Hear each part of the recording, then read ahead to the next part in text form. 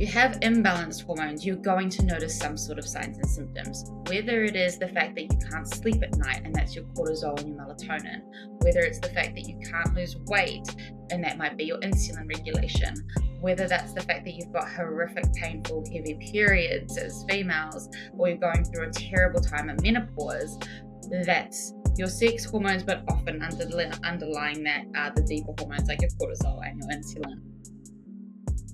Welcome along to the Lifting in Life podcast. I'm Cam, I'm the host. I have a bachelor's degree in psychology, I'm a personal trainer, and I also work in IT. Today, I'm joined by Sheree, who is a nutritionist and coach specialising in gut, hormone, and holistic health. We explore a whole heap of topics in this episode, ranging from stress, sleep, and managing our blood sugar levels and the importance of meal timing. As well as that, Sheree talks about female hormones and provides some practical tips for losing body fat as a female. It's not just as simple as going on a calorie deficit, so I learned. Lastly, we finish off by discussing the connection between the gut and the brain, and then the best cost-effective ways we can take care of our well-being. As always, I appreciate you tuning into the podcast, and any support you show goes a long way and it helps me keep getting these awesome people on. I hope you enjoy the episode, and remember, you make you. And it was done through Riverside, and I Googled it. I was like, oh, what's this Riverside thing? And then, yeah, it's really good. Anyway, Sheree, we're live. I appreciate you joining so early on your morning. What is it, like 7:30 a.m. for you or something? I appreciate you joining so early. Yes, yeah. Oh, it's not too bad. Like I was like, I'm always up early for my clients. Yeah, no, I appreciate it. Now, like I was saying to you before we started recording, when we were organizing you coming on the podcast, and before a podcast, I like to write down a few questions just so I have an idea of what we're going to chat about. And for someone like you and what you do, I think I ended up writing down like 10 or 15 questions. I was like, okay, we need to try and compact this down a little bit. So I think I've done a reasonable job at streamlining what we could chat about today. And where I thought we could start, kind of feels like the most obvious place to start, is could you just give us a brief sort of high-level overview into what you do and what kind of approach to well-being you take? Yeah, I always try and keep this succinct because I say to people my journey started a lot earlier than your average person um, into health, into well-being. I was diagnosed when I was 22 months old with celiac disease, so an autoimmune condition, for those of you who don't know. Meaning essentially I just can't eat gluten, and otherwise it can come with a whole host of gut issues. And so from the youngest of ages, I was learning to read ingredients on the back of packets and making sure that I was very conscious of what I was putting into my body. I had a beautiful role model in my mum who was always making sure that we had the latest and things up to date with food and that sort of thing as well. She was always prioritizing protein, and so I was very fortunate to grow up, I guess, with, as much as people might look at it as a burden, as this issue, as this disease, technically in my body, because it means I learned so much about my health.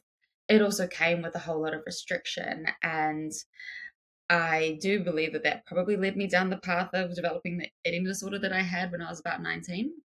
And so over the years, I really, really struggled with that relationship with food, that relationship with my body, looking in the mirror and not feeling good enough, looking at my body and thinking, what can I change? And it wasn't until I went down the calorie counting rabbit hole, the eating disorder got really bad.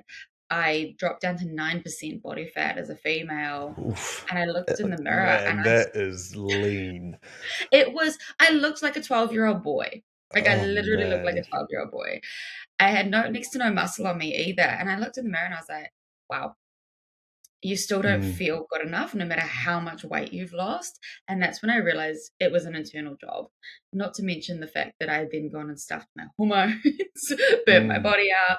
I like ended up having knee surgery. So there was just this massive sequence of events that ultimately led me to the place that I'm at today. And what I preach and teach, I suppose, is to be really holistic in your health.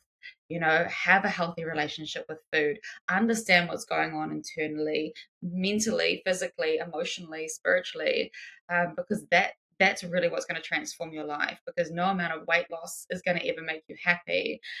Just like balancing your hormones is amazing, but ultimately it's so that you can have the energy to thrive and do what you want to be able to do, right? absolutely, man. That's really learning through practice there. It's not Oh, like yeah. you went and like studied all the theory at university or something, and then I thought, oh, this could be interesting to get into. It's like you're really learning through practice, and it seems like you, although both of those things were clearly challenging, you were able to extract the silver linings and the learnings out of it in order to flip it into a positive thing.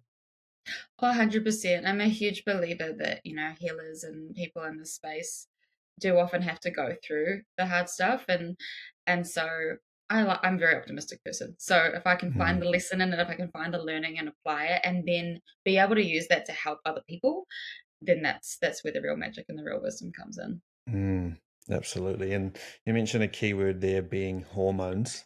That's Yes. one big area we could probably talk for 3 hours on or something, do a whole episode just on that. But with hormones being such a evident thing, especially in your journey and with everyone that you help, Mhm.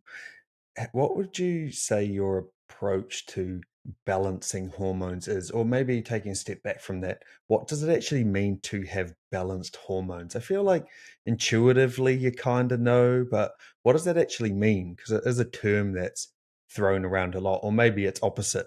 Your hormones are imbalanced, is maybe thrown Mhm. around more. But what does it mean to actually have balanced hormones?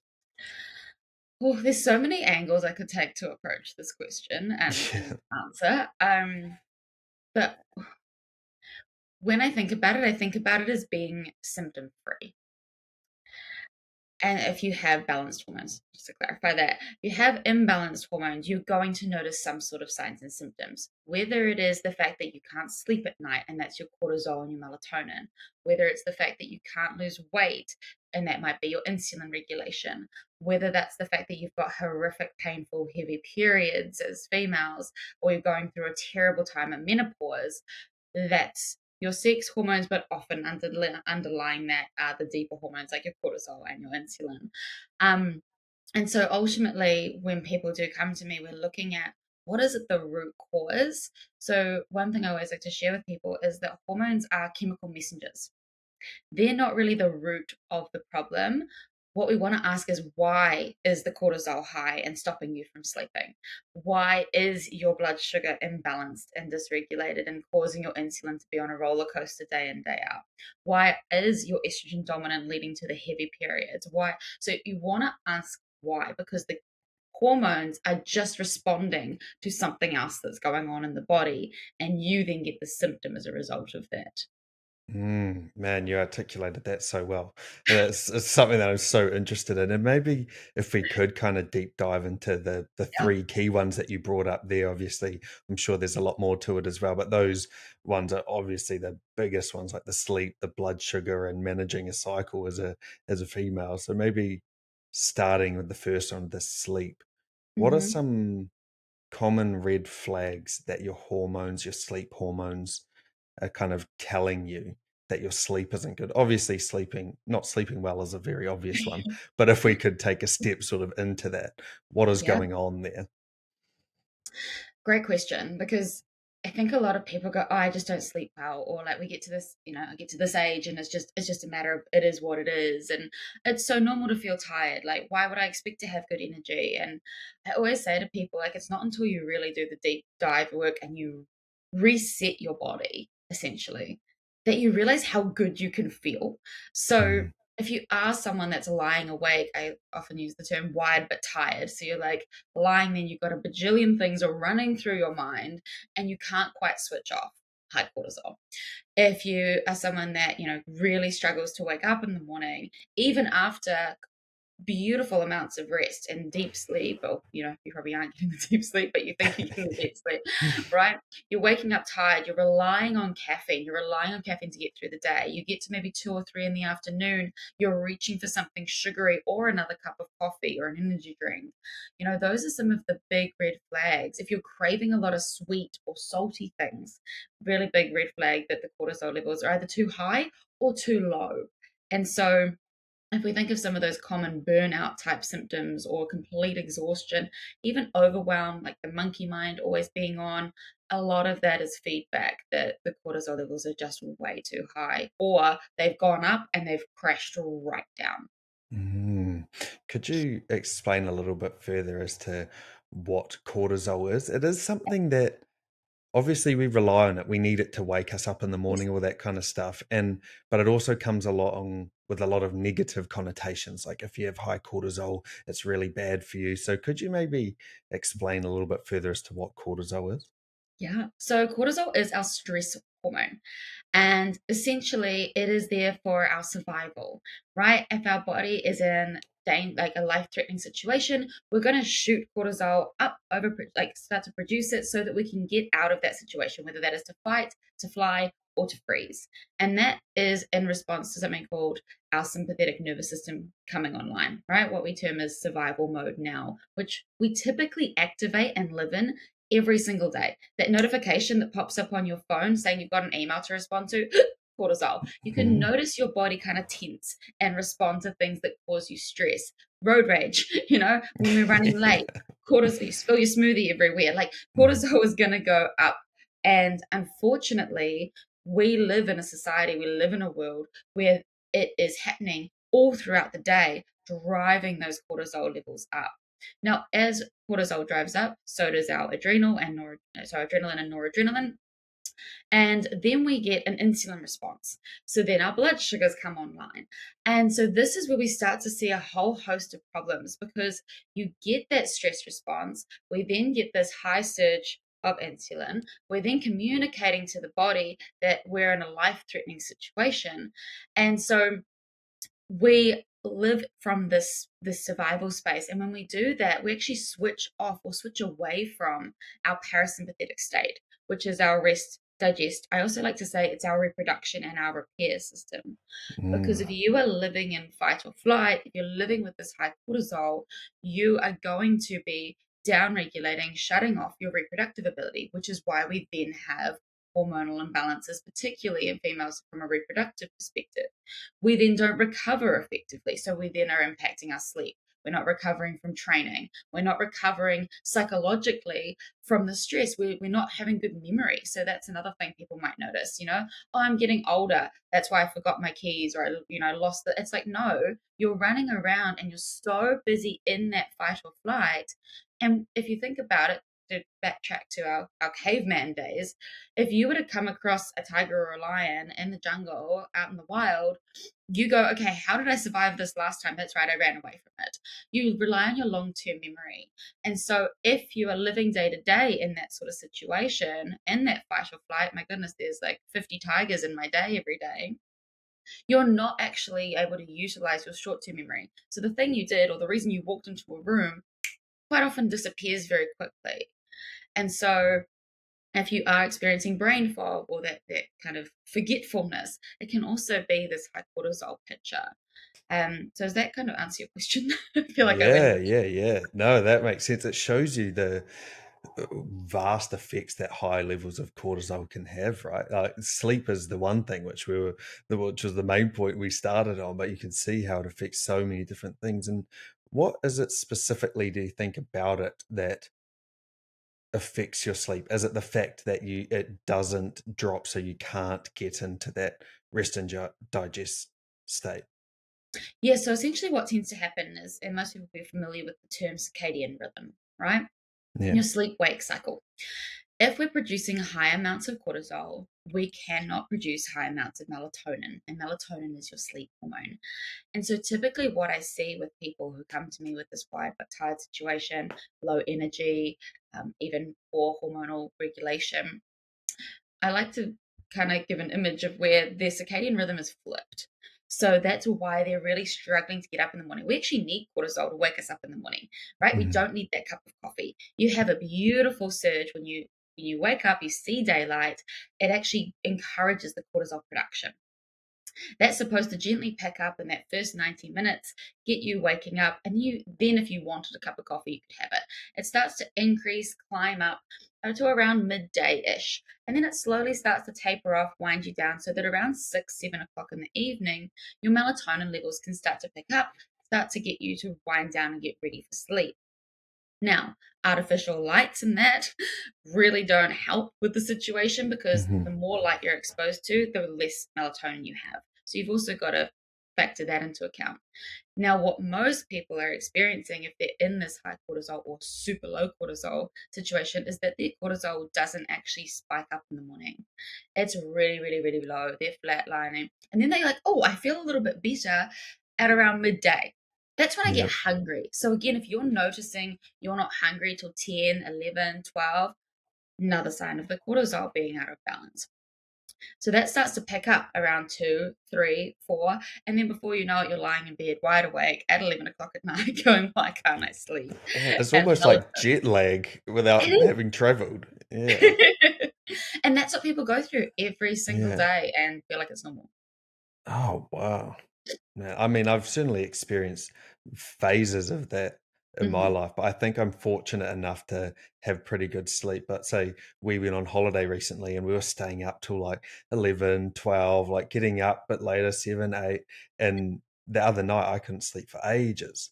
And I think Hmm. that's because of that shift. So having that consistently, you could see how frustrated you would become over time.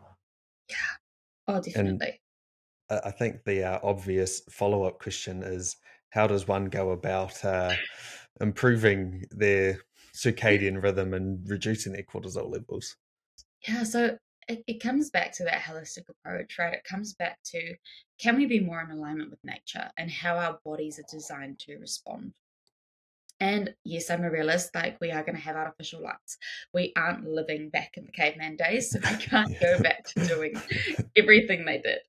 But we can get up with the sun. And if you do have to get up earlier for work, turn lights on. Your brain needs to know that you're due to wake up. And so giving yourself that light exposure, even better if you can get outside and get some sunshine within that first 30 minutes, or just opening the blinds and looking outside. I know it can be hard during winter time, especially I Mm. know over in the In UK. the UK, the sun was up Very at like dark. 9:15. I was like being Yeah. at work for over an hour before the sun's up. Yeah. It can be quite challenging. So yeah, turning on the lights if that ends up being the only option, but ideally Mm. sunshine is one of the easiest ways to regulate it.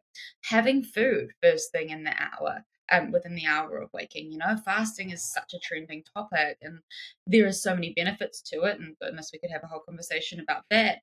But at the same time, if you're someone whose cortisol is dysregulated and out of balance, and you're communicating to your body that, hey, there's no food left in the world, we have to go into famine mode, it's really not going to serve those cortisol levels. But if you're giving your body food when you wake up within that first hour, it's going, hey, there's food around. We can calm down, right? And so Mm. we're okay. So it starts to regulate the metabolism and support Yeah. the body that way.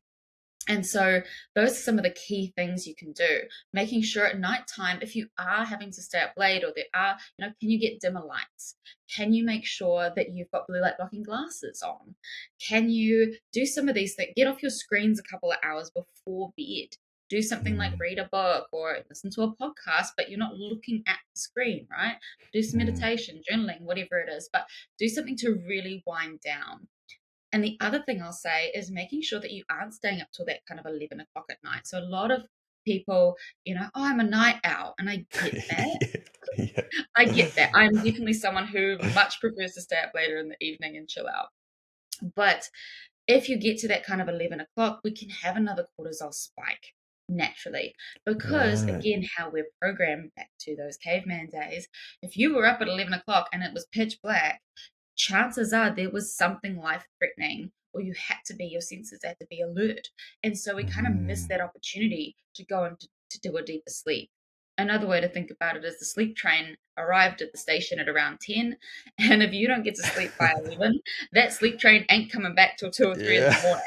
So Yeah. we do have to be mindful of how, again, how our hormones are trying to regulate themselves on a daily basis. Ah, that's so interesting that you say that. I remember a teacher, like high school, maybe even earlier, saying it's the sleep that you get before midnight that counts. Yeah, And I don't know the, why the I hours, remembered that, but that's so interesting. yeah, so the hours before midnight are actually worth double in terms of sleep quality than the hours after. Wow. Wow, that's so interesting. One other thing that you touched on earlier that ties in, you were talking about Mhm. caffeine in the morning. And I think you put a Yes. post up the other day on it. I found it quite interesting.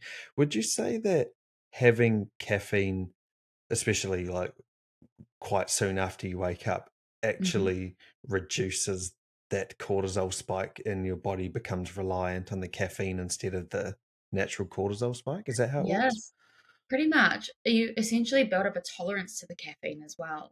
Mm, Um, and so, and then a lot of people are having it first thing without food. So I like to say that a cup of coffee, people end up hating me for saying this, but I'll say it anyway. A cup of coffee is a cup of cortisol. So it actually mm, creates more stress. It creates more of that nervous system to come, that sympathetic nervous system to come online and go into that fight or flight response. So you're already someone that's a little bit wired and jittery or anxious by in any way. You have that cup of coffee and you go, oh, it doesn't really affect me. No, your body's built up such a tolerance to it. And so yeah, it can really dysregulate the system to the point where caffeine has a half-life in the body of up to 12 hours for some people, and so that could be yeah. another reason why you're lying in bed wide awake at 11 o'clock, because you had a cup of coffee at, like, even at 11 o'clock in the day or 2 o'clock in the afternoon. You can't switch the Yeah, brain off. right. Oh, there's some very tangible steps there that you could see, and it doesn't take much, right? I think the thing that it takes though is some applied effort, like to go to Mhm. bed earlier, to not watch your screen while you're also in bed, like all those kind of things. Like it doesn't take a magic pill or anything, but it seems like it just takes a little bit of concerted effort. I always start with morning and evening routines, and clients are often quite surprised. But if we think about it from going back to like a hormonal perspective, if you can't regulate your circadian rhythm, how are you supposed to especially, for females with their menstrual cycle, you can't hope to regulate a 28-day cycle if you can't regulate your Yeah, day to day. And yeah. from a male perspective, if your energy is off, you need to start there. Start with your morning, start with your evening so you're getting the good sleep. So you wake up in the morning and set yourself up effectively. But I do Mm, know a lot of people are looking for that kind of magic pill or magical yeah. option, that one thing that I can go out and do. They don't want to do the free stuff that's actually not No. too hard. I want to pay for someone to fix it for me. Yeah, pretty much. Yeah, yeah, yeah. Now maybe moving on to the blood sugars.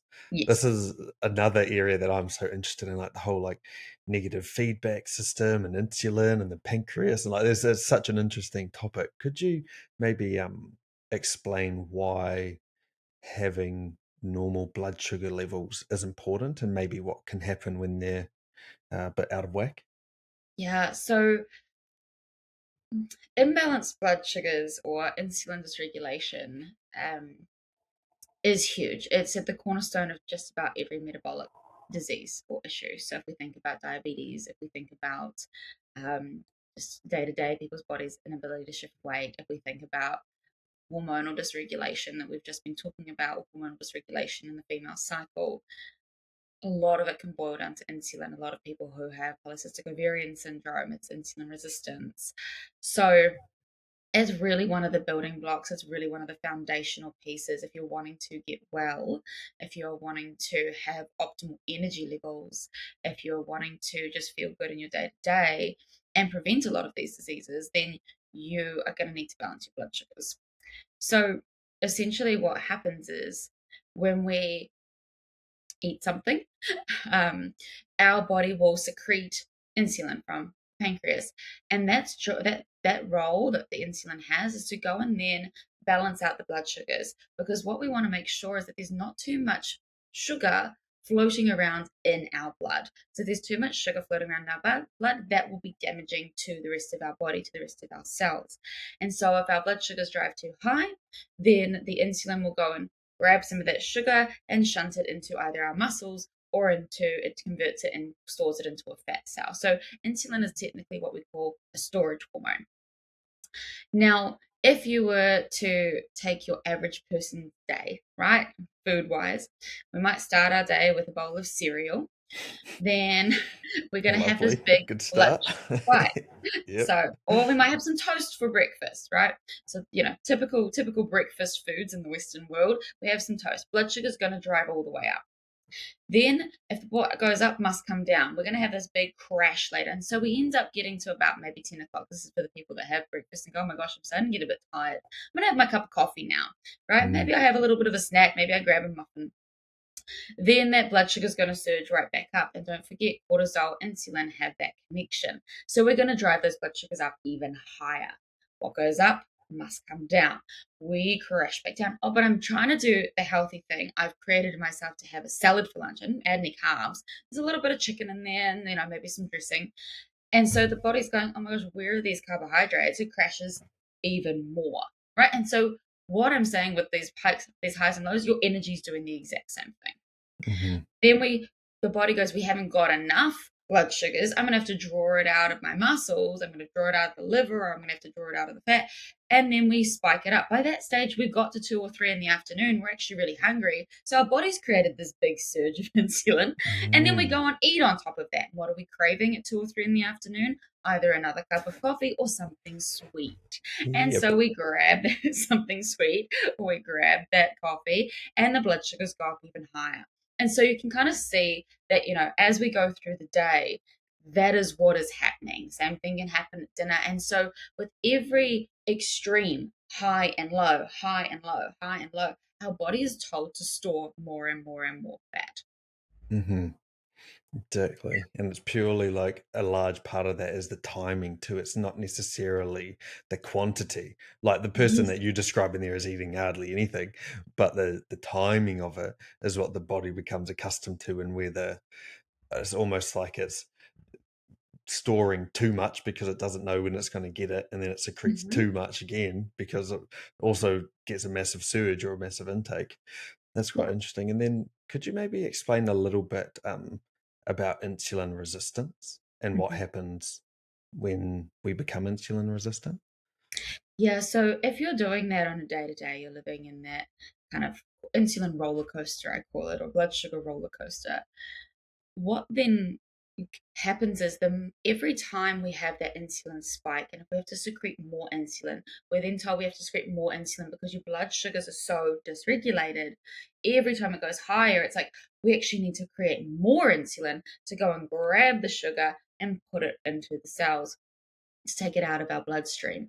And so, as a result, over time, we become more and more resistant to that insulin, and we require more and more and more insulin to be produced. And so, that is where we end up with people who go, oh my gosh, I'm eating so clean. Like, if they're not eating what I just described, they're eating Yeah. whole real foods, they're balancing it out really beautifully, but they can't shift the weight. Their hormones are all over the place. They're struggling to sleep because they've desensitized themselves to insulin. And that's where a lot of the real deeper problems start to occur. And this can be going on, and you can have no idea. This doesn't just happen to people who have gained 50 pounds, or 20, an extra 20 kilos. This is happening to your average human being because, like I said, the diet I just described typically fits the bill for most people on a day to day in some way, Hmm. shape, or form. Yeah, absolutely. And to kind of combat that, obviously it's about the timing, but would you say that's where exercise and strength training comes in to help regulate the insulin levels? Oh, hugely. So there's two parts. Yes, there's the timing of the food, but one of the things I always like to teach my clients is not to have naked carbohydrates. So What does if that we mean? think, yeah, so if we think about that toast in the morning, if we think about the Yeah, cereal in the morning, it's going to be converted to pure sugar in the body. That's yeah, essentially what it is. It's carbohydrates on its own. yeah. And so you want to pair it with a high quality protein or a high quality fat to make sure that those slow down the release of the blood sugar. So Hmm. instead of it being this insulin roller coaster or this blood sugar roller coaster that you're on, you got a nice smooth little wave. You're going to have little spikes, little drops, little spikes, little drops, but that's what allows your hormones, your energy, and everything to be consistent. So Mm. timing, and then put some clothes on your carbs, essentially, protein or Yeah. some things. And then to further, support what you said in terms of the insulin sensitivity, and one of the best ways to resensitize yourself to insulin is through strength training, Hmm. is through going to the gym, um, or after a meal, especially if you know like it's going to be a heavier meal. Going for a walk actually helps with the blood sugar uptake, regulating, getting that glucose into the muscles and being utilized so that you're not then storing it. But yeah, strength training is huge. Going for a walk after a meal, getting the body moving and actually utilizing the glucose that you've just put in, the sugar you've just put in, is really Mm. helpful. I was listening to such an interesting podcast the other day. It's probably a Huberman one, to be honest, Yeah. but most likely. But they were talking about how training quite close to a carbohydrate intake like increases the chance of it going into the muscle rather than it being stored. And I mean, it does seem kind of obvious, but it further emphasizes how like the timing of your meals can matter quite a bit too. Like those that toast or whatever that you have away from training versus having it closer to training, it's going to be shuttled into your muscle for energy rather than potentially just being stored as fat. I found that really interesting, specifically on the timing piece. And even afterwards, we Mm. actually need carbohydrates. And so a lot of people will skip out on the carbs after training. And really, they're like, I have protein shake. And it's like, that's great. Your body needs protein. But the first thing the body's looking for to replace is those glycogen stores that you Hmm. used from your training. So the glucose or the sugar stored in the muscles.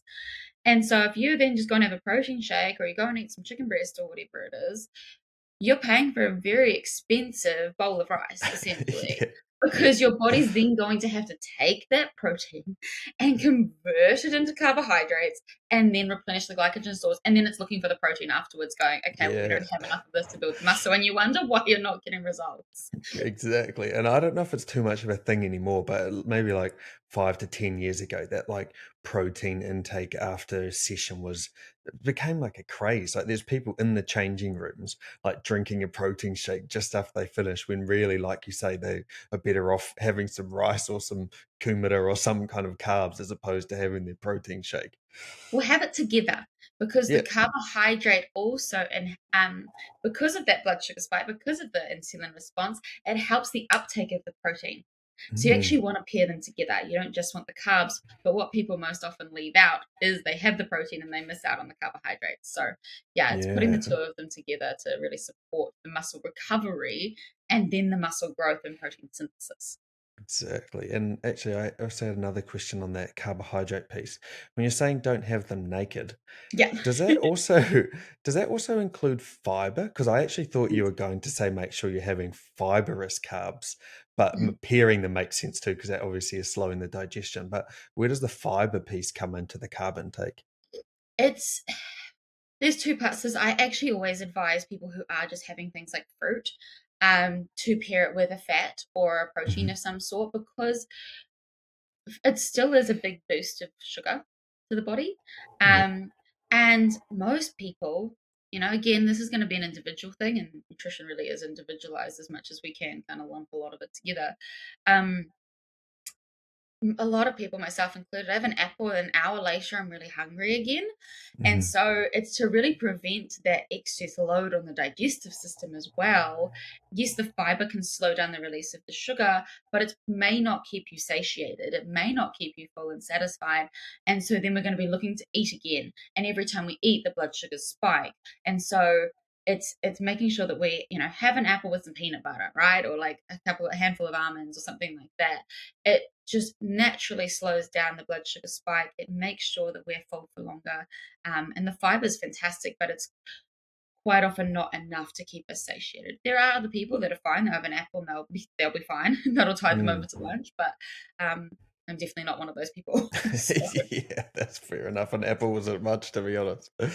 no. Far out. And maybe before we move on to managing hormones specifically as a female, could Mhm, you explain, and like you just said, it's individualized, but we are mhm. talking a lot about meal timing. So, as Yeah. a broad brush kind of approach, what would, um, I don't know, I don't want to use the word perfect, but what would a day of eating, like, what would you consider a reasonable frequency of intake throughout the day in terms of meal timings and stuff? Let's say, make it more specific. This is a training day as well. This person Mhm. also has a 1 hour weight training session. Yeah, well, I mean, a huge part of that's going to depend on when the training session is, but Mm, let's use the example that they're heading to the gym around 4 o'clock, right? yeah. So you wake up in the morning. We do not need carbohydrates in the morning. So there goes the whole cereal invention. Yeah. Um, in case you can't tell, I'm not a fan. No. Um, so It's like eating lollies in the morning. It's actually like the worst thing you could eat in the morning. I Yeah. had some granola though, and it's low sugar. You Yeah, I need know. protein and you need Mm, fats, okay? yeah. Get your protein and fats in the morning. 30 grams, absolute minimum of protein in the morning. Mm, Then you want to give yourself, I mean, some people need the snacks. Some people are genetically wired to need to snack more. mhm. But I typically say every 3 to 4 hours. Anything closer than that, you're putting a lot of load on the digestive system. And so you may be able to go 5 hours or so, but then you may have noticed that your energy's dipped. A huge part of the work I do is to make sure that people are listening to their internal hunger cues and not just going, oh, it's 12 o'clock, therefore it's lunchtime, therefore I eat.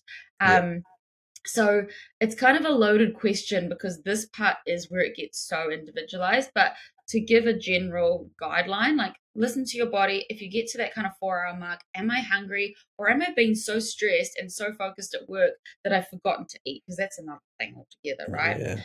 So making sure you have something there. Then again, 3 to 4 hours time, making sure you eat something before training. Now, for some people, I find for men particularly, they do really well if they've had a larger meal around 2 hours before they train. For females, they typically like to have something a little bit closer, smaller, lighter snack type thing, about 45 minutes. But you don't want to eat right before you walk into the gym or you go and do your exercise.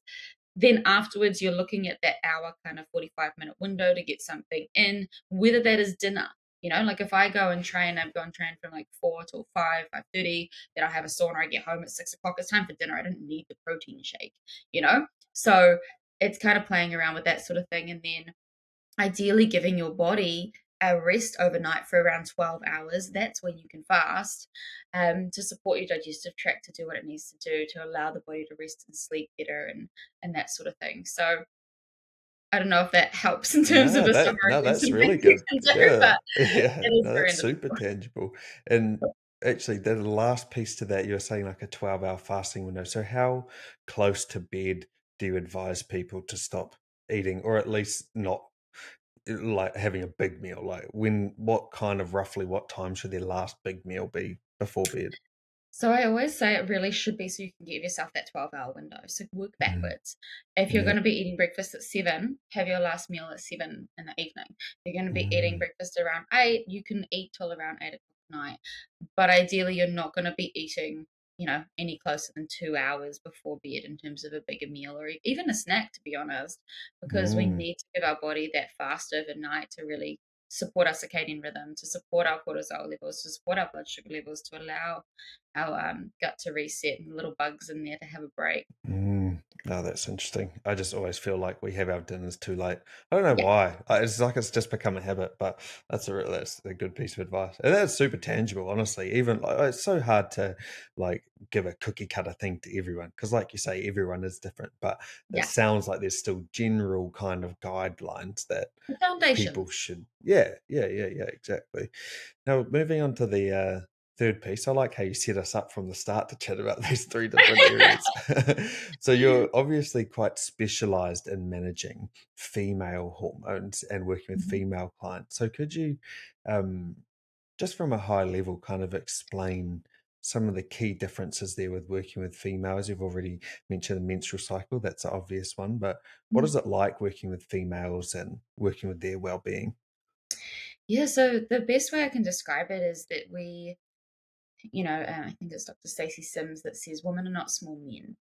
And for the longest time, we have been coupled into that. We've been expected to show up in the workforce the exact same way. We have been expected to bounce back after a pregnancy and go to work now in today's society. We are expected to train and function like a man day to day. And I don't sit here as a feminist saying all of that. I don't think we've had the education to understand that women not only have what we've been talking about, our circadian rhythm, but we have our infradian rhythm, which is our menstrual cycle. So that may not look like 28 days, it may look like 35. It varies from person to person. So during your menstruating years as a female, you are operating so differently. And the beautiful thing about the menstrual cycle is that it is a rhythm. We have four different phases. We can live and operate in a completely different way. We can train in a completely different way. We can actually eat in a completely different way during each phase of the cycle to really honor what our body is going through. For example, one of the reasons that calorie deficits can really be hard for females is because they need a huge amount of energy to actually ovulate, which is the most important part of the menstrual cycle, not the period, the ovulation.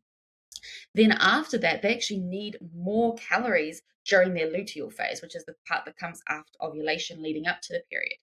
And so where you might be thriving and you've been set this meal plan and this calorie deficit in the first half of your cycle during your follicular phase and leading up to ovulation, you then get ravenous in the second half of your cycle and you're going, oh my gosh, this negative self-talk starts. Why can't I stick to anything? We've gone and screwed it up. Why am I so hungry? And it's like, your body is actually wanting more food. Mm, Your body is yeah. designed to eat more food during this time.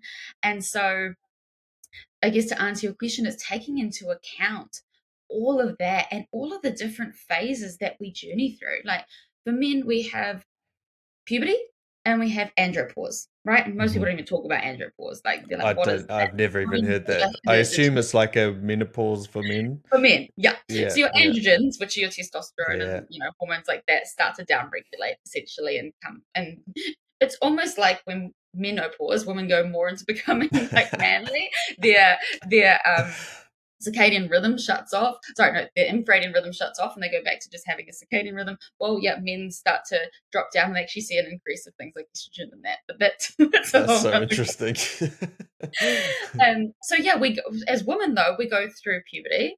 Then biologically, we're designed to have children. So if we opt to have children, I know that's not everyone's path. You've got the fertility component. You've got the pregnancy to go through. It takes 2 years to recover your body to physically recover from one pregnancy.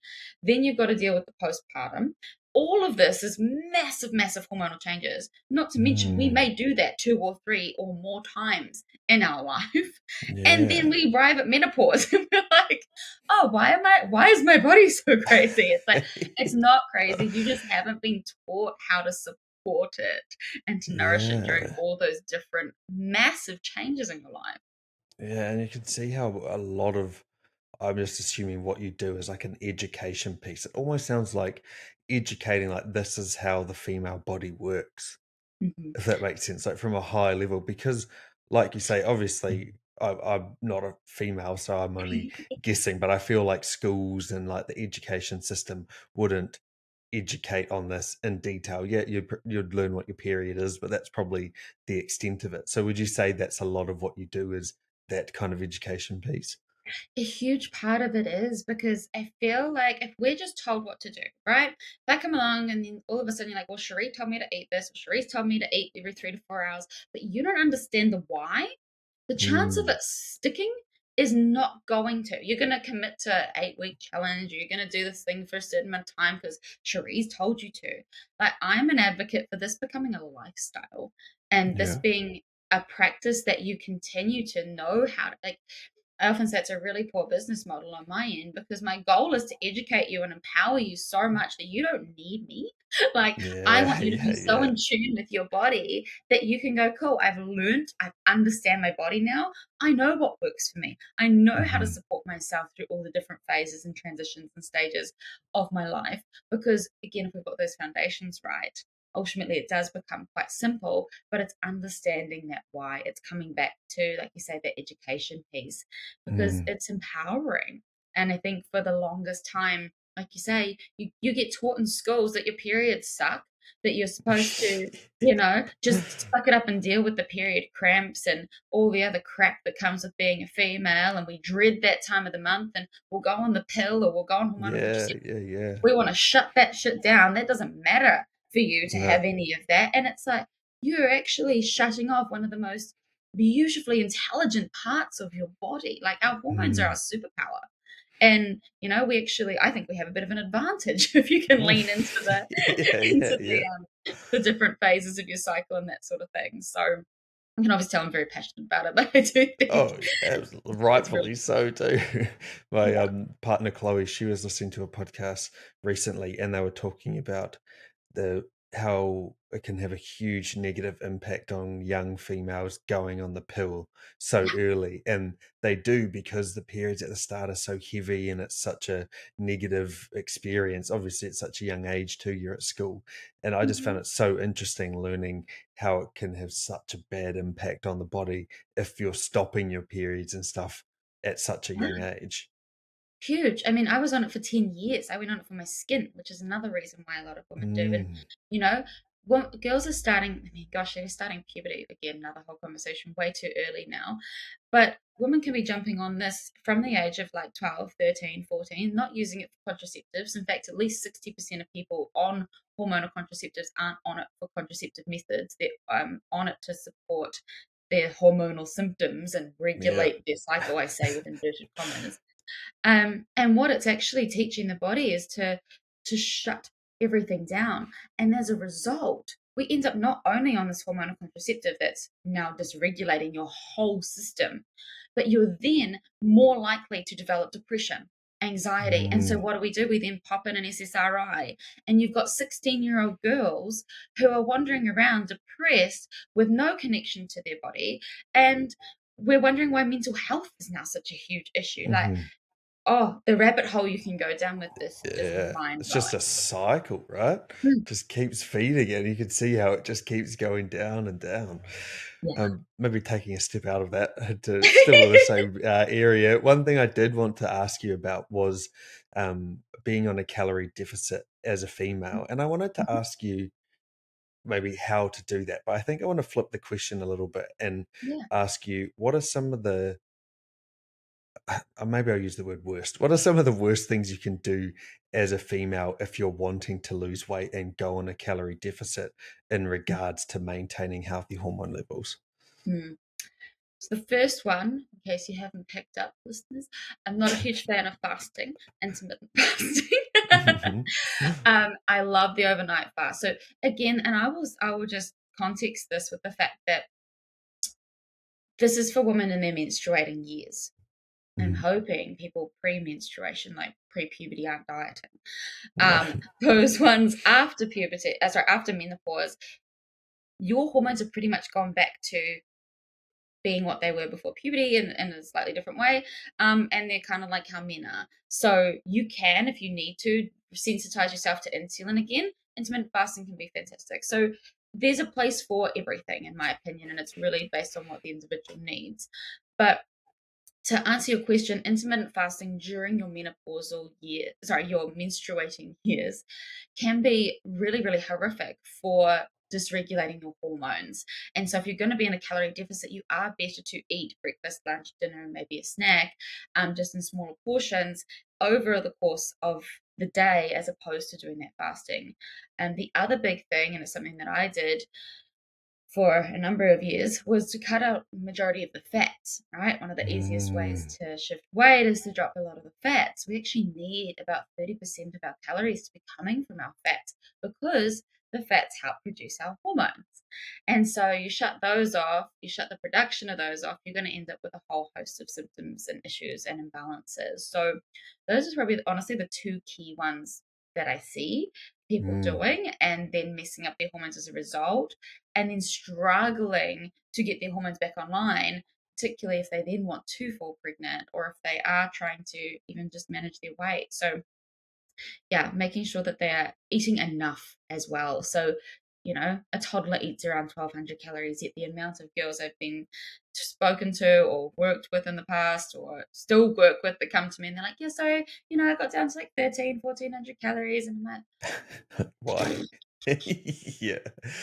And what about in terms of, I'm thinking about this in two separate parts, like going from not being on a calorie deficit to going on to a really aggressive calorie deficit being part one, and part two, the duration of a calorie deficit, meaning like you're on a deficit for 20 weeks. I assume Mhm. that's probably too long, depending again on the individual. But is there any kind of way that you approach it, like not going too much too soon, not going too long? Like, how do you approach those kind of aspects of it? Yeah, I think ultimately, I guess if people are wanting to be in a calorie deficit, if we take the average person, right? Not someone competing in a bodybuilding show, because that's going to be a Yeah. whole different kettle of fish. Different. Yep. Um, Most people obviously going into a calorie deficit are trying to shift some weight. And so for me, I actually recommend figuring out why the weight is shifting first. Is there Mm, an insulin resistance? Is there a gut issue? Is there something deep? Is the liver not functioning effectively? You can't clear out your toxins, and as a result, you're holding on to weight. So that is where we really have to start. And I find when people heal at the root cause, the weight does start to shift naturally without even needing to go into this deficit space. However, if a deficit is still needed, it is making sure you are eating whole real foods, which often, means we don't actually have to drop the deficit too low. And it is doing it over a slower, more controlled period of time, so mhm, that you don't end up having to go from, say, 2,000 calories down to 1,400, right?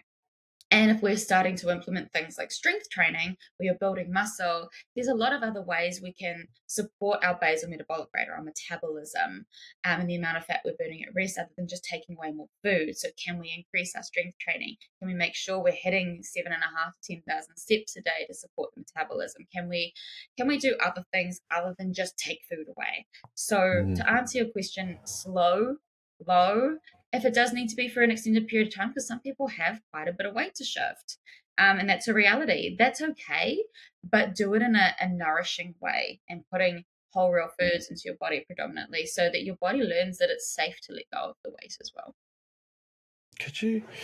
I'm interested in that sort of area of. I really like how you went to the root cause first, as opposed to just going on a calorie deficit, because it's such a blanket rule.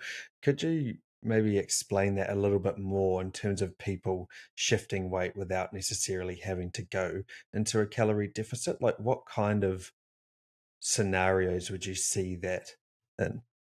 Okay, so I mean, this brings in that estrogen piece, I think, quite nicely, that I know we were going to touch on. Um, For example, a lot of people will hold on to weight, particularly if we're thinking about women. Hips, thighs, maybe stomach, arms. Actually, to be honest, it's everywhere. But if we think about those kind of key areas around their hips and thighs, or even around their stomach and that, what can happen is if you experience constipation, if you have got a whole lot of toxin coming in, and when I say liver, most people kind of roll their eyes and go, well, I don't drink that much, or I just have one glass of wine at night, or Yeah. you know, alcohol is one of like Yeah, I the was gonna say, just behaviors. because alcohol is so common in our like society, right? Yeah, it's like there's so much that loads up the liver. So if we think about this from the root cause perspective and focus on this detoxification picture, we have three major detoxification phases. The first phase and the second phase both occur in the liver. The third phase is in your gut. I work backwards, because if you can't physically clear the toxins out through passing Mm, a stool or a bowel movement, which is one of the key ways of getting rid of toxins, then you are going to let those toxins sit in your body. And so the way I like to think about it is, if you've got your intestines and you imagine that is a road. So you've got this windy road, which is your intestines. The stool, yes, we're talking about bowel movements. One of the perks of my job. The stool is like a bus traveling along that road. And inside the bus is a whole lot of passengers. Those are your toxins, ready to be eliminated from the body. Now, what happens if those toxins, sorry, if the bus stops?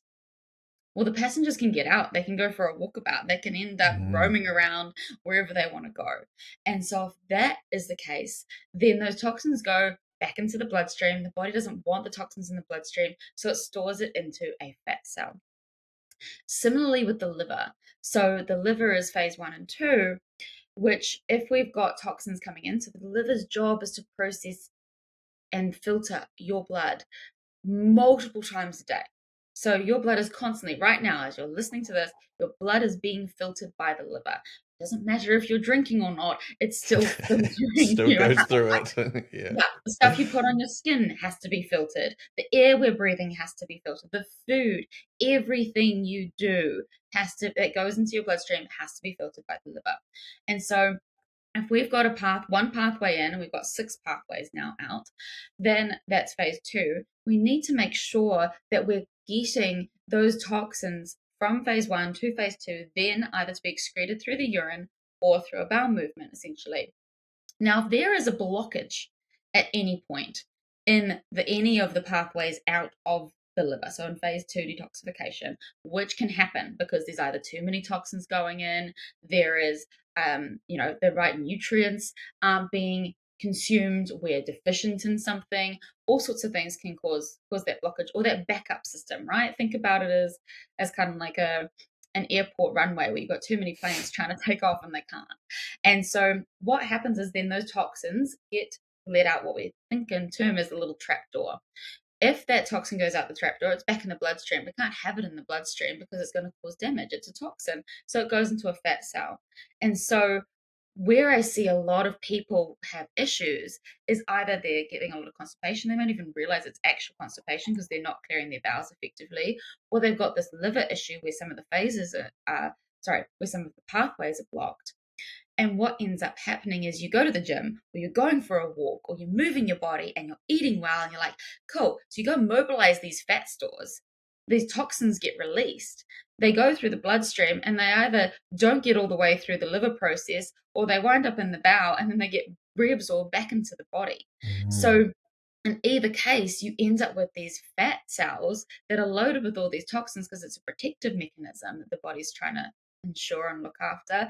And that's why people can't lose weight. And so when you get the gut healthy, when you get the liver doing its job effectively, when you make sure your lymphatic system, your toxin excretory system is working effectively, you can sweat better, you can get those toxins out, the weight tends to shift. So it doesn't have Mm. to be a calorie deficit. Wow, that's so interesting.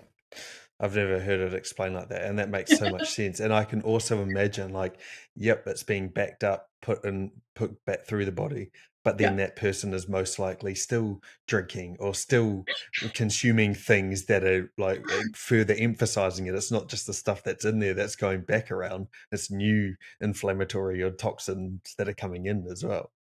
But and to be honest with you, there's that component which is huge. But there are so many people that come and they're like, I've cleaned up so much of my life.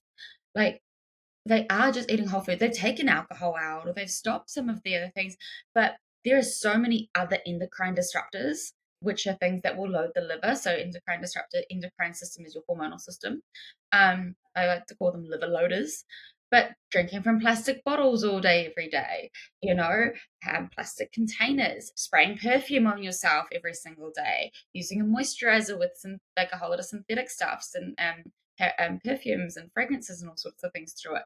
All of that loads up your liver too. So you can be Mm. eating as clean as you want. You can be moving your body regularly and still be hitting these issues because there's other toxins going in that maybe there's been other ones in the past accumulating with these ones, and we end up hitting that roadblock. Wow, that is so cool. There's another Huberman podcast I was listening to the other day, and he was talking about how things get absorbed through your scalp. And Yeah, like now when I wash my hair, I'm thinking like, well, how much of this shampoo is going into my body? So it's so interesting that you mentioned that stuff that you put on your skin. It yeah, obviously is getting a percentage of it is getting absorbed into the body and then transported and has to be filtered back out. yeah. It's like a giant sponge, your skin, Yeah, right? yeah, It's a yeah. it's a filtration. It's an organ. People forget it's an organ. Like, I think they kind of Mm. just think it's like a case over It's our like a over our wetsuit or muscles. something. Yeah. Yeah, yeah, yeah. Now, you've mentioned it a few times, and it's a big piece that I'm sure you know lots about, and that's the gut. I feel Hmm. like in the past maybe 5 to 10 years, there's a lot more research coming out about the gut and how, like, oh, maybe the gut's like just as important as the brain is. Maybe even it's more important, in terms Hmm. of our like emotional regulation and all that kind of thing. So, could you kind of give us a bit of an understanding as to what it's like if your gut isn't in a healthy place and what we might experience the symptoms like if our gut isn't healthy. Yeah, I love how quickly the research is just transforming how we think about our bodies in Mm, terms of our gut health. It is mind blowing, some mhm, of the things that are coming out now. And, to think 2,500 years ago, we had the ancient Greek philosopher, I think it was, Hippocrates, saying that all disease begins in the gut. And we're not just talking about the physiological side of things now, and we really do understand that the mental side of things is huge as well. And mhm, so I love that you brought that into this because we quite often think, I don't have gut issues. I don't get bloated.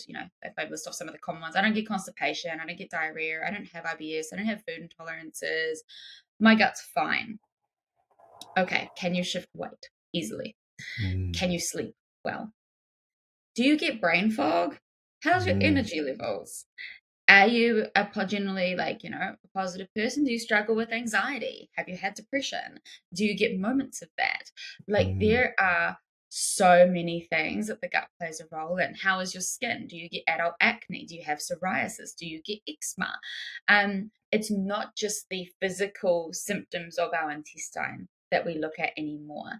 Are you retaining water? How are your hormones? All of it really boils down to the gut. And mhm, we have this beautiful system. I've talked about our nervous system in terms of our sympathetic and our parasympathetic, right? Our fight or flight and our rest and digest.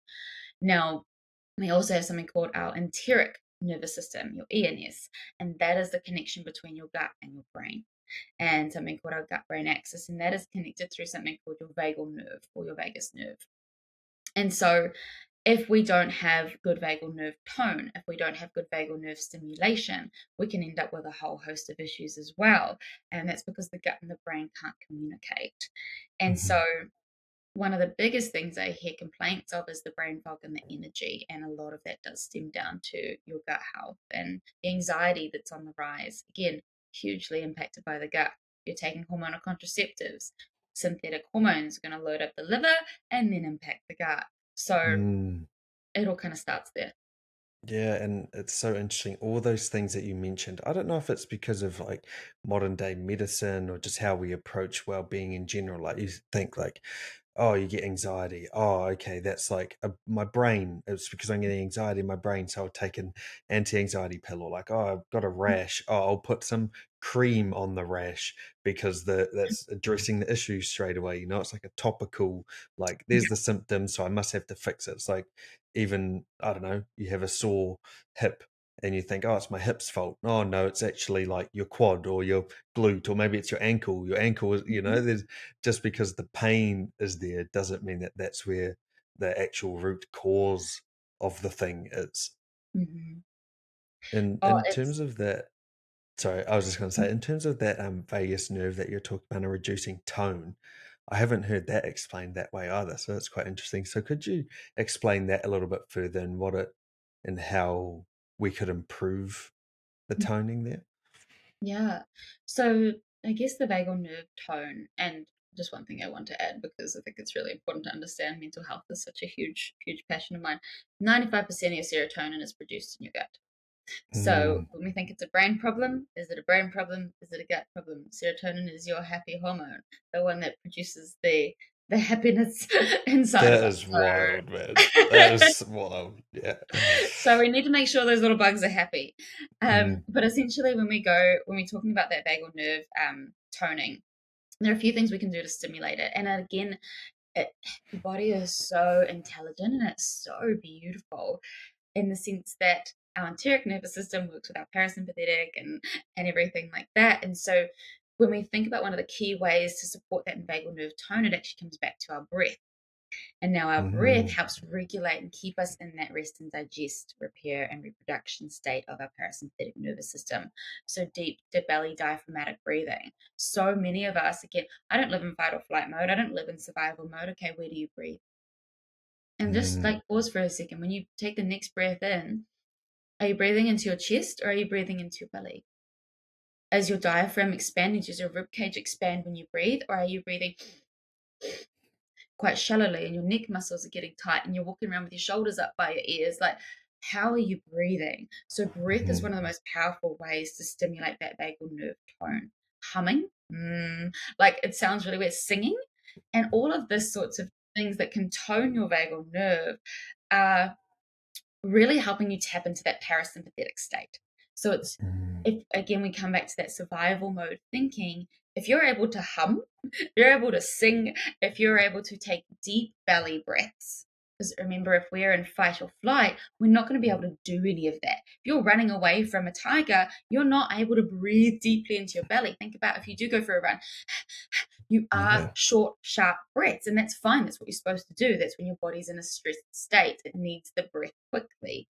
But if we're able to sing, if we're able to dance, if we're able to hum, if we're able to do a lot of the things that tone our vagal nerve, then we're generally in a calmer state. Our body can be communicated that it's okay to optimize digestion, to Mm, send the stomach and make sure there's enough stomach acid product and being produced. There's enough digestive enzymes secreted into your intestine to help you break down your food. And so it's this beautiful knock-on effect that once we feel safe in our body, then that really helps support that vagal nerve. And then we're actually able to optimize that gut health and in turn support the brain health and vice versa. I like how it's a physical thing. Like you're actually working the muscles or the things that it's supporting it. It's actually a physical thing. It's not just like necessarily what you're eating or drinking. It's actually how you're using your body in that Yeah. instance. Mm. And what about the gut in terms of what we consume? What are Mhm. some of maybe the things that are quite inflammatory or Mhm. can have quite a negative impact on our gut?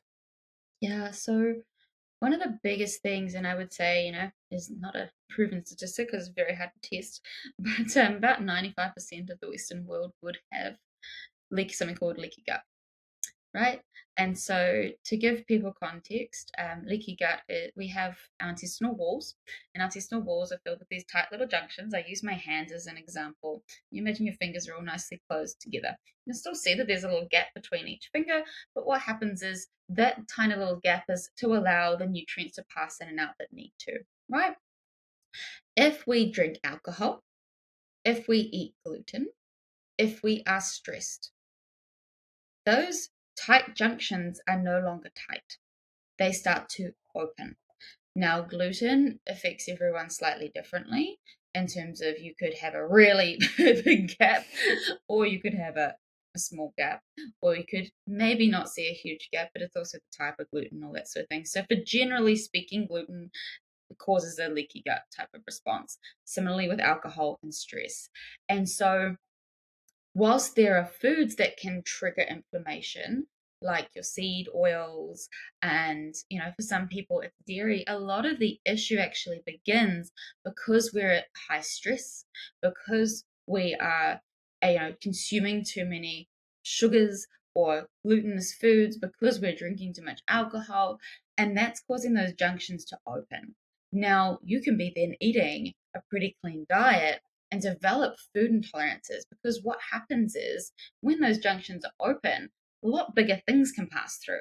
We're talking, bacteria that shouldn't leave the gut ends up going for a walkabout. We're talking about Mm. food particles that aren't broken down. So, for example, I always use the example eggs. You might be eating eggs for breakfast every morning, which is fantastic. Great source of protein, great source of fats. Eggs are a great breakfast food. You're having them every morning, but you're woken up stressed. You may have had your cup of coffee, which has caused more stress in the body.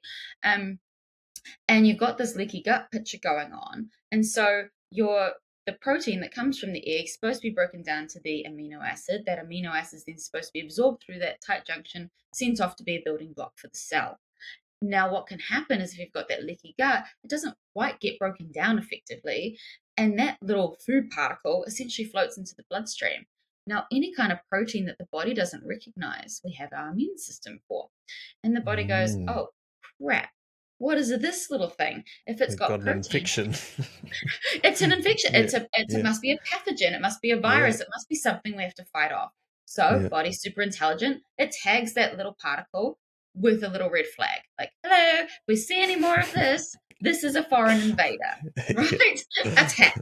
And so if you're eating eggs for breakfast every day and you're like, this is great, I'm doing all the right things, but you've got a leaky gut, before you know it, you could have ended up developing what we now perceive as a food intolerance. And it's not actually an allergy, it's an intolerance because your body is reacting to the food that you're consuming, not because it's actually a bad food, but because it thinks Mm. it's something it needs to fight off. And so every Right. time you eat the food, you become inflamed. You wonder why you can't shift weight. You wonder why you have low energy. You wonder why you have brain fog. And it's because your body is on high alert trying to attack and fight this potential virus or invader that's only an egg. Like it's not Yeah. actually Yeah, it's actually good for doing you. any damage. Yeah. Yeah. So that's the key distinction between an intolerance and an allergy Yeah, an there. allergy is something that I guess you won't grow out of, you can't really heal from. So if I think about Mm. myself as a celiac, I'm actually allergic to gluten. It is an absolute no-no. But for someone who may have leaky gut, the food intolerances that they might develop, I bloat after dairy, or I, don't feel too good after I have onions kind of Yeah. thing. It's like that's not necessarily an actual true allergy unless you really have like an anaphylactic reaction or something else deeper, like, the autoimmune condition. You're really dealing with an intolerance that can be healed in most Interesting. cases. Yeah. And what are some of the best things we can do for our gut, and how can we help ourselves heal these intolerances? So one of the biggest things does come back to that kind of stress management. And so, if we can operate from more of that calm state, that rest and digest state, we're not putting so much stress or strain on the gut to cause that leakiness. Keeping out some of those key inflammatory foods, not drinking alcohol too often, not eating copious amounts of sugar because that places a lot of stress on the gut. Keeping out things like gluten, even if it's for a short period of time, to just see how your body does respond. Um, you're looking at, there's some supplements that can go in and kind of seal and heal the gut back up. So and it is an individual thing to an extent that we want to make sure the body is supported in that way. Maybe some people need probiotics to go in and support that. So it's making sure that you are, one, removing some things, but two, adding in things that really do nourish the body. You've got things like your bone broth, which, if you think you have food intolerances or you think you have a leaky gut, the type picture that I'm describing, you've got some of that brain fog, you're getting some of the fatigue or the low energy, bone broth, collagen, that sort of thing, they go in and seal up some of those junctions, because of the Mm. gelatinous properties that it has, the protein that it has in it. And so that can be one of the best things you can do to add into your morning. Instead of that cup of coffee first thing, have your coffee later in the day and switch to having something like a bone broth. Right. I have you heard of corrective culture at all? Mm, They're from the Sunshine Coast, corrective culture, holistic health practitioners as well.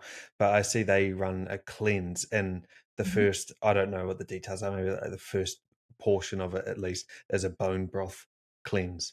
And I just Yes. saw that the other day and I was wondering why. So that's interesting. That must be obviously at least part of why you would do that Yeah. as part of a cleanse. So I do run that's the only kind of fasting that I get my clients to do apart from the overnight, or maybe the odd water day every now and again. But yeah, a bone broth fast is typically what I will get a lot of people to start with if they need that. If their nervous system is okay to handle something like that as well. So Mm, because you're adding extra stress because you're taking away the food. If your nervous system is really heightened and wired, the last thing you want to do is go and fast on bone broth because you won't be able to sleep and then you're not actually repairing and so on and so forth. So it is looking at the individual. But yeah, a bone broth cleanse, a bone broth fast can be so healing. The science supports 4 days to almost right. completely reset your microbiome. Yeah, I think that what it was. That's what it was actually. 4 days. That makes sense. Yeah. Who knows? Science backed, eh? Now Yeah. to wrap it up, conscious of the time, I just want to ask, what are some of the most staple and also cost-effective things that we can be doing to support our holistic well-being? Rise with the sun or get some sunlight first thing in the morning. Practice some sort of breathing or mindfulness first thing in the morning to start your day in that really calm state. It's going to be supportive of your leaky gut. It's going to be supportive of your hormone regulation. It's going to be supportive of your energy levels. You're getting fresh blood flow to the brain. You're in a calm enough state. Um, Not starting your day with a cup of coffee, having that about 90 minutes after. You don't have to get rid of the caffeine. Please hear me on that. You may choose to for have a little bit of a I break. need my coffee, but Yeah, I can hear the rebuttals now. Have yeah. breakfast within the first hour of waking. Move your body for at least 30 minutes a day, get the steps in. It doesn't have to be consecutive 30 minutes, but get some movement into your day. Get your 7 to 9 hours sleep every night and try and get that 12-hour fast in to really support your gut health, insulin sensitivity, and everything like that. And if you want to do like a little extra for experts, start your day with some bone broth in the morning. Mm, Um, I know they sound ridiculously simple, and I always notice, in terms of what people go away and apply, they'll almost roll their eyes at what I just said mhm. because they're like, how can it be that simple? But you've just set up your entire nervous system and your entire circadian rhythm to be optimized by doing some really simple things like that. The other one I love adding in is if you can and have access to, is to go out and ground in the morning or at any Yeah. point during your day. Get bare feet on the concrete. Concrete does the same thing because I know a lot of people don't have access to grass and that like we do in New Zealand, just in our backyard. Yeah. Yep. Or go down the beach, walk on the earth, get something, some sort of grounding in as well, can really, really transform our health. So get the basics It's right, and I cannot stress that enough. And that's what it seems like. It's just those foundational things, but you can see how it's just stacking it up consistently, like Yeah, just day after day. Like, yeah, you could do one day when you rise with the sun, or one day when you do the breathing, but like stacking it up day after day. And that grounding thing, it's so funny that you say that because we've moved into an apartment here, like first time living in an apartment. And it's mm, something that I've noticed. Like, wow, my feet, like bare feet, just never touch the ground at all. They're just always in shoes because I'm in an apartment in the city and I'm yeah. like walking to work or walking to the gym or whatever. So it's so funny that you say that because that's something I've been thinking about. So maybe You I can should get make more things of a like concerted effort to do Yeah, it. I mean, ideally, if you can, but also it's not a daily thing that most people can do. But you can get things like grounding sheets that you sleep on them, Mm, and that really grounds the body and it readjusts our electromagnetic field. So the grounding is really important because it recharges our human battery. Is the way I like to think of it. yeah, it's to do with Charges the the neutron. ions, right? Yeah, yeah, Yeah, yeah. I didn't do much research into it, but I saw that there's actual science behind it. It's not just like a get your feet onto the nature, It's actual like yes, it's not you're not just saying it like it's an actual like practice. But yeah. anyway, Sheree, thank you so much for today. I genuinely really enjoyed that chat, and I feel like we could talk forever on these subjects. It's something I'm so passionate about, and it's something you're so obviously educated on and super passionate about too. If people did want to find you and see more of your stuff and what you're about, where is the best place for people to find you? I spend most of my time hanging out on Instagram, a little bit of time on LinkedIn, but you can pretty much search Sheree Hannah Wellness anywhere. That's my website, that is Instagram, that is me on all social platforms. So I tried to keep it easy for people to find me. Yeah, simple. And reach out. Like, I'd love to know what you got out of the podcast, if there was a main takeaway or if you have any questions. My DMs are always open. I love chatting about this sort of thing, as you can probably tell. Yeah. And you also have your own podcast. What was your podcast called? The Wild and Well Collective. Cool. Bit of If a people want mouthful, to. but without living wildly well, right? We want to have Yeah, a beautiful balance to our life. It's not this all or absolutely. I just nothing. love, obviously, I mean, I have a podcast that makes sense, but I love just consuming content in that podcast format. I feel like you just get so much more context and so much more information, right? It's like the Yeah, post is like the headline to a whole episode or something like that. But yeah. anyway, Sheree, thank you so much again. I really appreciate your time, and who knows, we might talk to you again soon. Yeah, thank you so much for having me, Cam. It's been a pleasure. Nah, no worries at all.